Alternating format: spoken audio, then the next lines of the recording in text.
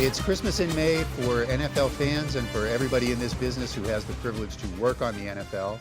I'm Mike Mulvihill. I run strategy and analytics for Fox Sports, and we're here to go behind the schedule with the new voice of the NFL on Fox, the voice of the #1 show in all of television, and the guy who is going to have the privilege of calling Super Bowl 57 in Arizona next February, Kevin Burkhardt. KB, thanks for being here. Really looking forward to diving deep into the schedule and some of the games that you're going to have a chance to call this year. Listen, I'm always excited, Mike, but yeah, it's pretty, looking at the schedule and saying, oh, wait, the A game, I get to do that one this year. It's a little different, but I can't wait. So we want to dive deep into the schedule. We want to talk about some of the specific games that we're going to have, but I've really got to start by just asking you about what the last month, 6 weeks have been like for you. It's been the worst kept secret in our business that you're going to be moving into the A booth and calling the biggest games in the league. What's it been like for you the last couple weeks? What was it like when it formally came out earlier this week when Lachlan Murdoch acknowledged it on our earnings call? And how's it feel looking ahead to this season, knowing that you're going to have the biggest and best events in television? You know, Mike, it's just surreal. You know, I mean, I guess there's a lot of, you always hear athletes and they're in their backyard as a kid and they're dreaming about scoring the game-winning touchdown in the Super Bowl or hitting a home run in Game 7 of the World Series. Well, I was a guy who dreamed about calling a Super Bowl, and I did it by calling Nintendo games into a tape recorder when I was a kid. Now, dreaming about it and hoping to do it one day and then actually being told you're going to do it, it's a totally different deal. I mean, it's still... I'm still just on cloud nine. You know, it's like I love football so much, and getting a chance to do the #1 game every week, America's Game of the Week, which is the top-rated show on television for the last 13 years running, and I don't plan on that ending, by the way, with me. And then the Super Bowl, yeah, I don't think it'll fully hit me till I actually walk into the stadium in Glendale in February, because then it'll be like, oh, okay, this is real. So it's been quite the 2 months. I can't wait. So I should be the first of many to say congratulations. It's great to have you in this role. We're all excited. Thanks for mentioning that America's Game of the Week has been the #1 show on TV for 13 straight years. I usually am the guy like spouting those statistics. I'm just trying to help you along, Mike. You have it too. As we sit here and tape this, it's really been just a couple hours since we've had the schedule and had a chance to flip through it.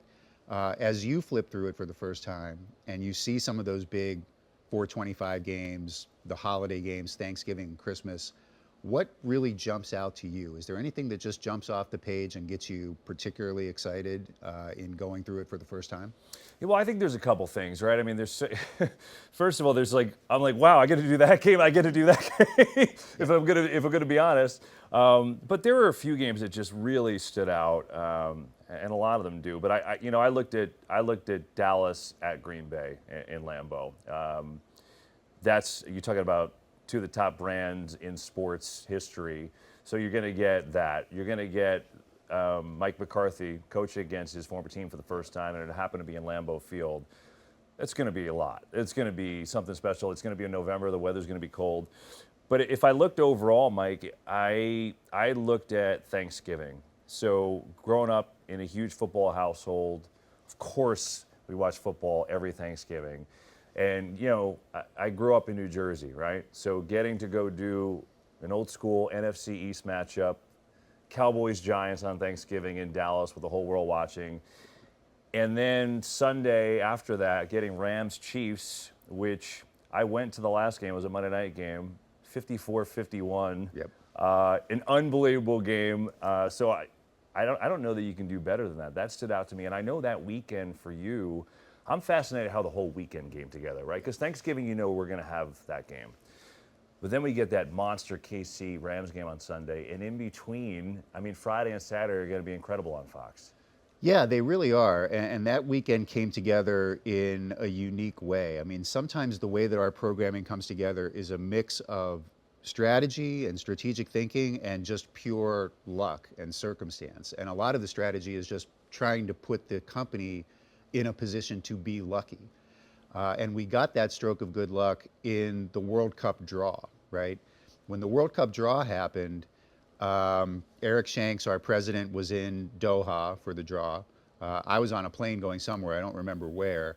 And we got that USA England match for Black Friday, just a pure stroke of good fortune. And we immediately started texting each other thinking, wow, we're going to have the Cowboys game on Thanksgiving. We know that's the most watched game of the regular season. Now we're going to have USA England on Friday. It's going to be the #1 men's soccer game in this country's history. I think it's going to go over 20 million viewers. Then you've got Michigan, Ohio State on Saturday, probably the #1 college football game of the year. Why don't we just try to go all the way and see if we can get the league to give us something really big and really special for the Sunday? Generally, you don't ask for the doubleheader on Thanksgiving weekend because you've pulled 3 games out of Sunday for the Thursday lineup, and you've also got to have a game for Sunday night. You've got to have a game for Monday night. It doesn't leave a lot for Sunday afternoon. Right. So it's unusual that we would go to the league and say, give us the doubleheader on Sunday and give us something great. And they really delivered in not just giving us the double, but giving us, I think, the best interconference game of the year in Rams Chiefs. I was at that game at the Coliseum a couple years ago too, 1,000 yards of offense. This is and unreal. Really like pivotal game in sort of the development of the next generation of quarterbacks, right? And so to have that, I think, is really special. And I think among those 4 events, Cowboys, Giants, USA, England, Michigan, Ohio State, Rams, Kansas City, that might be 100 million impressions right there. And just to talk about it from a business perspective for a moment, about 180 million Americans go out and start their holiday shopping that weekend. They spend about $50 billion. So it's the #1 consumer weekend of the year, and it's going to be a really special programming weekend for us. I think it's the highlight of our schedule. So you talked about how that game came to pass. You figured this is all going to piece together. Say, well, let's see if we can get that special game on Sunday. I'm always fascinated how the schedule gets put together, in general, but also from a network perspective, right? So where do you come in, in terms of, look, every network wants to have the best games on their network, right? So is it one of those things where you're lobbying the league, hey, we want Dallas, Green Bay? Is it, how exactly does it work? We want Tom Brady week 2. How does it work from your standpoint and from our standpoint in terms of breaking it down, what we get, what we want to lobby for the most? Sure. So the role that we play as a network partner is somewhere between a lobbyist and an advisor, right? We do not have a contractual right to place a single game on our schedule. The league has complete control over the final authorship of the schedule, but we do have a capability to lobby for specific games, to offer an opinion when it's asked for, sometimes when it isn't asked for. And hopefully the league takes our preferences into consideration. During Super Bowl week, we'll sit down with the league and give them a list of our top 25 most desired games. This year, rather than put together one list, we had to put together an Aaron Rodgers is in Green Bay list. Aaron's not in Green Bay. Sure. Brady's in Tampa. Brady's not in Tampa. Neither one of them are with those teams. So it was actually putting together 6 lists and getting prepared to be ready for any outcome. And fortunately, we got the best possible outcome, which is both Rodgers and Brady back in Green Bay and Tampa Bay. But it starts with that wish list. It's then a lobbying and advisory process over a period of a couple months. And then you just kind of hope for the best possible outcome. The league runs, I think, over 120,000 schedules was the final number this year. Wow. Of that number, about 300 get serious consideration, and then they land on the schedule that was released today. And just like NFL Draft Day, I think we and all the other network partners, we get the schedule, and we all say, we got the #1 guy on our board. Like, everybody goes out and says, we got the game we wanted the most. But it really is true that Dallas, Green Bay, because of the power of those brands, because of the history between those two franchises, because of the setting being at Lambeau Field, it was the #1 game on our board. And I think we got it in a really advantageous place, right? Like, it's right after the World Series, when the attention of sports fans shifts completely to football and to the NFL, and you always like to have something really huge for that first week after baseball. Maybe a little snow. And we got it. Little snow wouldn't hurt, right? Mid-November is not too early for snow in Wisconsin, so maybe we'll get lucky. I wanted to ask you about the holidays, and you brought up Thanksgiving already, but I think that the holidays are such an important part of our thinking when we think about our brand and how the NFL schedule comes together. I think it's been incredibly valuable to the growth of the league that when Americans sit down for these important family celebrations, the NFL is a really vital part of that. And now it's a working day for you. You're part of that celebration. You're going to be in 40 million American homes on Thanksgiving when people are sitting down to turkey, and 30 million homes after they unwrap presents on Christmas. Like, what's it mean to you just to be part of those American celebrations and be part of the way that people celebrate the holidays? You know, it's incredibly special, Mike. You know, because that's how I grew up. I grew up in the household. You know, family's over, and you know, Nana's making the meal, and we go watch football, right? Halftime, let's go get dessert or whatever, that kind of routine. So to be able to be in position where I'm the one that could kind of say Happy Thanksgiving to 40 million Americans, and to maybe wave hi to my mom and sneak it in there, and it's awesome. I mean, I can't even really wrap my head around how special that's going to be. You know, it's just one of those things. You know, you've watched it for all these years.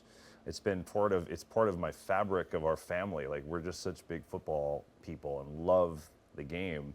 I can't wait. I mean, I spent some Thanksgivings in Dallas doing radio for the Cowboys for a few years, and you know, they were really special. It was just, you know, my wife and son for those. But then, you know, you're there with your other group and everyone out there who's working. And they were really special years. So this is going to be that, like, times a million. Oh, it's pretty amazing when you think about the guys who have been in that chair for Thanksgiving Day. Oh, my God. Pat Summerall, and then Joe for a lot of years. And now it's you. It's just an amazing opportunity. It's great that you have it. It's like you asked about the Super Bowl before. I take that very seriously. Obviously, like, I think Joe is incredible. Utmost respect for him, and we're friends. And I grew up wanting to be Pat Summerall, right? Like, you know, Summerall, man, like, I sit in front of my TV and I'd nerd out and listen to how he called games. And, you know, not that anyone could be Pat Summerall, but that was one of the inspirations. Like, you know, when I'm, you know, so it's, yeah, I take that seriously. Let me ask you a little bit about the games on the field and some of the storylines that we have to look forward to. We talked about the power of the Dallas brand, the power of the Packer brand. They're both coming off division titles. They're obviously going to be interesting this year. We have a couple opportunities to see Tom Brady, a couple opportunities to see Matt Stafford and the defending champs. I mean, that's a lot. That's really a wealth of storylines. Is there one story that particularly stands out to you that you're especially eager to follow? It's hard to choose from among that group, but what are the most interesting stories going into the season? Well, I'm going to stay with those power brands. You know, it really is two quarterbacks, right? To me, you know, one of the biggest ones right now, it's the chase to 8 and the chase to 2. Is Tom Brady going to be able to get his 8th ring? And is Aaron Rodgers going to be able to get his 2nd, right? Because let's face it, as great and as amazing as those guys are, at some point they're going to move on. And, you know, we kind of know where Tom is going to be moving on. That's done, thankfully to us. But, you know, the bottom line is how we have to appreciate this greatness. How much longer do we have to see it? I don't know. Maybe it's a lot longer than we think. But, you know, Brady going for 8 seems just, 7's already completely absurd. And then for Rodgers, it's been something. I mean, they've been 13 wins. They've been a 13-win team the last couple of years, right? And there's been big disappointment. Rodgers to Brady a couple years ago. Last year, I think, was even bigger. You know, at home again. They've had epic losses at Lambeau in the postseason. Fascinated how they can if they can overcome that. So to me, it's those two quarterbacks, Mike. How about you? Look, it's tough. I mean, I think to me, the most interesting storyline is that Green Bay storyline. And, you know, can they finally get over the hump? And maybe that's more of a January story than a September to December It might story. be, for sure. But I think that's really interesting. And I think the whole situation in the NFC West is going to be fascinating to follow. Like, we're in a circumstance now where arguably the best division in both conferences is the West. And then those two divisions are playing each other, right? The whole NFC West is playing the whole AFC West, which from a scheduling perspective is a little bit of a challenge because you have so many games that you can't play in the 1 o'clock window. So both from a football perspective and from a TV perspective, the fact that the balance of power has shifted so much to this coast is pretty unusual, and it presents a little bit of a challenge. But I think it's going to be fascinating to see who can emerge from the NFC West. San Francisco was maybe the best team in the league the last third of last season. Are they going to be able to keep that up? We don't even really know who the week 1 quarterback will be. And what are we going to get from the defending champs? And are we going to get the Arizona team of the first 8 weeks of last season, or are we going to get the Arizona team of December of last season? They're hard to figure. With that West, though, the San Francisco Rams rivalry is real. I mean, like that, the last 2 games we had on our air, final week of the regular season last year, and of course the championship game, those games were off the charts. Yeah. So I'm looking forward to seeing those 2 dance this year. And you're right, with the 49ers, imagine if they get good quarterback play from Trey Lance. No one knows what he's going to be. I'm assuming he's going to be the starter. Who knows? Maybe he won't. Maybe it'll be Jimmy G still. That's going to be fun to watch. They're an important team for us, too. We've got that NFC Championship game rematch in Week 8 as the 425. We've got San Francisco hosting Tom Brady in Week 14. They're a key team on our schedule, and because you don't know what you're going to get at the quarterback position, there's a little bit of uncertainty in it for us, but a lot of upside if they are the team that we saw in December last year. So how do you schedule a team like that? How do you schedule? Is it a hope that we think they're going to be good, we're going to take our shot and schedule them, and then I guess do you have the ability to change later in the season?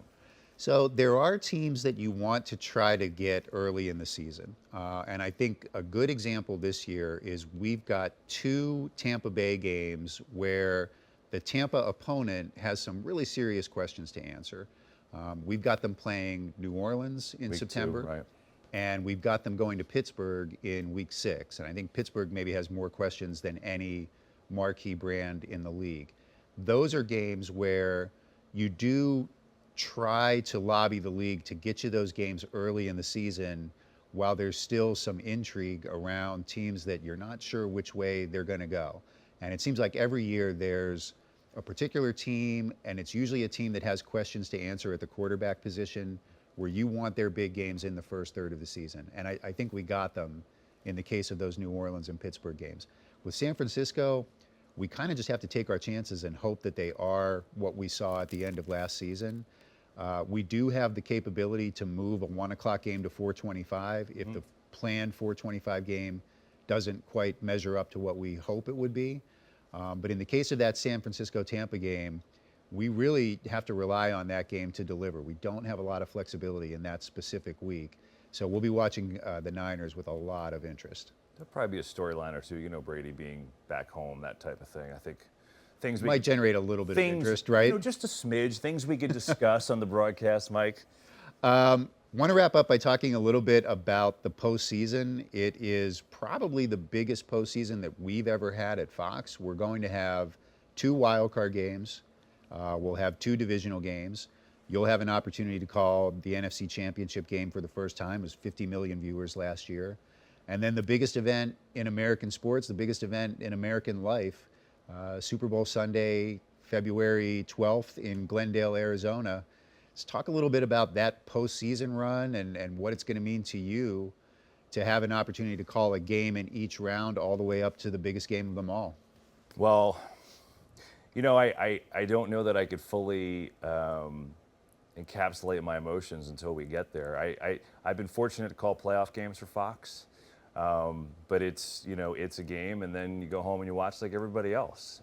So getting a chance to kind of keep going and to do the championship game and the Super Bowl, it's gonna be wild. I mean, I'm just so excited. I just think of all the iconic moments, and hopefully I get to do it justice and bring the fans home and describe the moment as well as I can to make it a great event. It's actually funny. I've done the Super Bowl World feed the last couple of years, Mike. So those in Taiwan might be very familiar with my Super Bowl calls. But now I get to call it to 100 million plus in America. So it's just a couple more viewers, but I'm ready for it. I don't think we get ratings from Taiwan either. I'm not we sure don't, or we get Portugal. credit for Didn't that. get those in. No. Didn't get those in. But you'll probably get ratings on the one this year, I think, right? I think we probably will, and I think that's probably a good place to leave it.